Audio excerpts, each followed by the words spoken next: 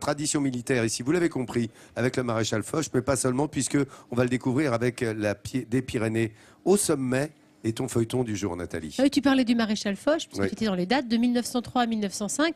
Il a dirigé le 35e régiment d'artillerie parachutiste et le 35e RAP, comme on l'appelle. Il était à l'époque que colonel, hein, le maréchal Foch. Ce 35e, il est à Tarbes depuis 1947. C'est un régiment qui est vraiment implanté au cœur de la ville. Il a un fort attachement à la culture pyrénéenne. Loïc et Lucas sont deux jeunes paras du 35e. Ici, ils apprennent leur métier et évidemment un engagement dont ils vont devoir faire preuve tout au long de leur vie et de leur carrière. Loïc et Lucas, ils sont fiers de porter les valeurs du 35e RAP et ils s'investissent chaque jour avec plus de détermination. Tarbes, 43 000 habitants et une caserne militaire connue dans toute la France. Car c'est ici que sont formés les uniques parachutistes d'artillerie de l'armée.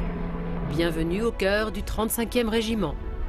Préparés au terrain, ces hommes font partie de l'élite et sont amenés à se rendre sur les opérations extérieures comme le Mali ou l'Afghanistan. Un métier hors norme qui fait rêver Lucas, première classe de 20 ans, qui commence ses journées avec l'appel.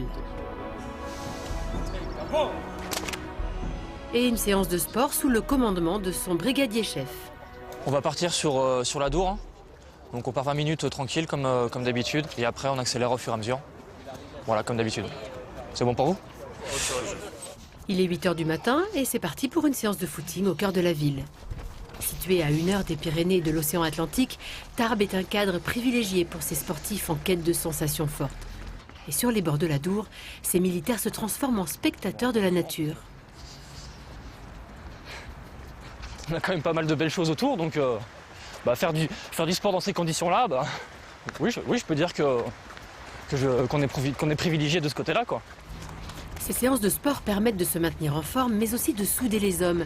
Car lorsqu'ils seront à 300 mètres de hauteur, les jambes dans le vide, la cohésion du groupe pourra leur sauver la vie en cas de difficulté. Transpirer ensemble le matin en faisant du sport, en se mettant au rythme du plus faible, ça apprend justement à tout le reste du groupe d'être au niveau du plus faible pour être au besoin de celui qui aura ce petit coup de faiblesse justement. Être para. Une vocation pour ces hommes. Lucas, lui, s'est engagé à 18 ans, l'âge où certains ne pensent même pas encore à leur avenir. Je me suis engagé juste après mon bac professionnel de logistique. Pour moi, ça a toujours été un rêve, une passion. J'ai très peu de personnes de ma famille qui sont militaires, mais le peu qui m'en ont raconté, ça m'a tout de suite donné la flamme du métier. De retour à la caserne, le rythme militaire reprend. À peine le temps de prendre une douche que Lucas doit désormais aller à son cours de transmission. Car dans quelques années, sur le terrain, il sera amené à donner des instructions pour, par exemple, mettre en œuvre des tirs. Et pour cela, il doit apprendre à utiliser des radios. On dit souvent que les transmissions, c'est une ère de la guerre. C'est-à-dire que tout se fait par les transmissions.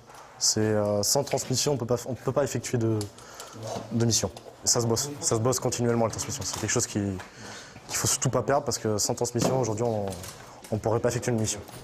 Équipement sur le dos, Lucas est fier de porter le treillis et le béret des paras, car grâce à l'armée, il est devenu un homme accompli. C'est une école de la vie, ça forge le caractère, ça forge une personne, ça forge une mentalité. 35 00 35 00 Yankee 95 45. Un jour, Lucas sera amené à commander des tirs sur des champs de bataille.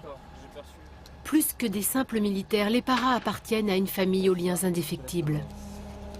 Je pense qu'on est parachutiste, à partir du moment où on passe la porte de l'avion, on est parachutiste à vie. On a tous un numéro de brevet et ça restera une part de nous-mêmes. 13 h. Nouvel appel pour donner les instructions de l'après-midi.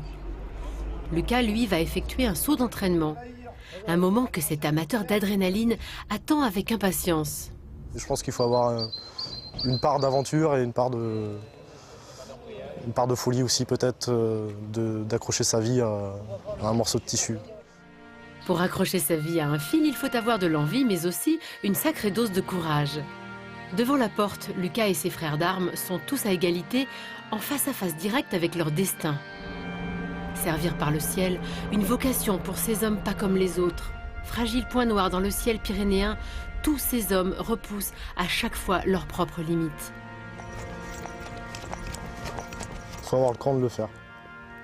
Le cran de le faire et de le répéter. Sauter maintenant, sauter en parachute, ça fait partie de moi, c'est ce que je sais faire, c'est ce que j'aime faire et c'est ce que je veux continuer à faire. Ok, c'est bon. Pour toi, pas de casse? Ok, pas de problème matériel, pas de problème physique?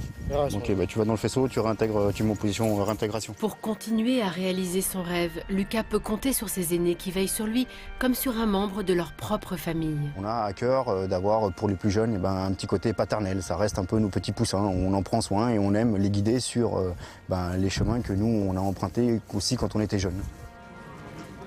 17 h. Dernier appel pour Lucas. Mais sa journée n'est pas finie. Il est de garde ce soir.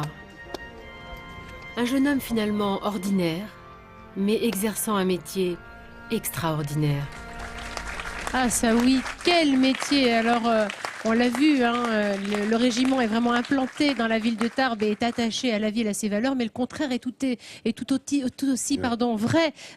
Tarbes est très attaché au 35e, à ses hommes, à ses 1000 hommes et femmes. C'est un régiment vraiment implanté dans la ville. Je ne vais pas vous détailler toutes les missions du régiment parce qu'elles sont nombreuses, mais ce qu'il faut retenir, c'est que c'est quand même un régiment qui se démarque par sa réactivité, par sa polyvalence, et on l'imagine bien aisément puisqu'il est en mesure d'intervenir aux 4 coins du globe dans de très courts délais avec une aptitude à être déployé dans les airs par tous les temps et en tout lieu. En fait, c'est un régiment d'artillerie au savoir-faire unique. On l'imagine hein, quand il faut comme ça se déployer, sauter par tous les temps, et Lucas l'a dit, hein, c'est quand même quelque chose hein, de sauter tous les jours à plusieurs reprises et dans les conditions qu'on connaît. Et puis il y a un recrutement des jeunes qui est fait dans l'armée qui est très fort, puisque l'armée de terre a recruté en 2014 10 000 jeunes. 10 000, hein, et vous entendez bien, c'est quand même un sacré chiffre, et que pour 2015, elle envisage un recrutement supérieur, 10 000 hommes et femmes, 13 000, donc 13 000, beaucoup plus, hein, 3 000 de plus. Donc pour celles et ceux qui ont comme ça des envies de se sublimer, de porter fort les valeurs de la France et de la République, et bien c'est bien, l'armée de terre est le 4e recruteur de France. Je vous engage à vous engager. J'aimerais qu'on applaudisse d'ailleurs ces messieurs qui sont venus là. Avec Lucas. Et l'adjudant, avec Sébastien, l'adjudant. Voilà. Merci, messieurs. Un joli reportage, et c'est vrai que Tarbes, voilà, hein, c'est bien connu pour ses troupes aéroportées. On ne peut pas rater hein, ce Non. 35e quand on arrive ici, c'est magnifique.